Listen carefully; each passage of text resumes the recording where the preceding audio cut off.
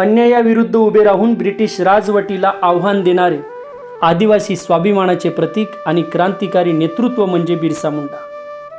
अशा महान क्रांतिकारकाबद्दल बोलणार आहोत ज्यांनी अन्यायाविरुद्ध उभे राहून आदिवासी समाजाला नवी ओळख दिली. बिरसा मुंडा हे फक्त एक नेते नव्हते, तर ते स्वाभिमान, धैर्य आणि संघर्षाचे प्रतीक होते.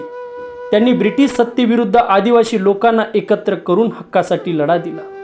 अरे, एकेकाळी छोटा नागपूरच्या जंगल पर्वतांनी वेढलेल्या प्रदेशात बिरसा मुंडा नावाचा एक धाडसी मुलगा राहत होता. तो आदिवासी मुंडा समाजात जन्मला होता. लहानपणापासूनच त्याने आपल्या लोकांवर होणारा अन्याय पाहिला. जमीनदार आणि ब्रिटिश सत्ताधारी अनेक आदिवासींची जमीन काढून घेत होते आणि खऱ्या अर्थानं त्यांच्यावर जाचक कर लादत होते. बिरसा मोठा होत गेला तसा त्याला वाटू लागले की आपल्या लोकांना न्याय मिळायला हवा.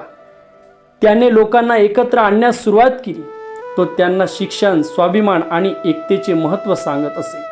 त्याच्या प्रभावी भाषणामुळे हजारो लोक त्यांच्या मागे उभे राहिले.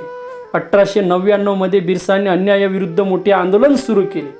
या उठावाला उलगुलान म्हणजेच महाबंड असे म्हटले जाते. आदिवासी लोकांनी आपल्या हक्कासाठी संघर्ष केला. ब्रिटिश सरकारला हे आंदोलन थांबवायचे होते आणि म्हणून त्यांनी बिरसाला अटक केली. मित्रांनो, कारागृहात असतानाच 1900 साली वयाच्या अवघ्या 25व्या वर्षी बिरसा मुंडा यांचे निधन झाले. पण त्यांचे कार्य आणि विचार आजही जिवंत आहेत. त्यांच्या संघर्षामुळे आदिवासींच्या जमिनीच्या हक्काबाबत अनेक बदल घडून आले. या गोष्टीतून आपल्याला बरंच काही शिकण्यासारखं आहे. अरे, अन्यायाविरुद्ध आवाज उठवणे, आपल्या समाजासाठी काम करणे आणि एकजूट ठेवणे हे खरे नेतृत्वाचे गुण आहेत.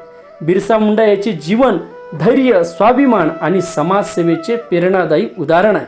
शेवटी एवढंच म्हणतो, अरे, जंगलात उठला एक वादळासारखा आवाज, अन्यायाविरुद्ध पेटला स्वाभिमानाचा साज.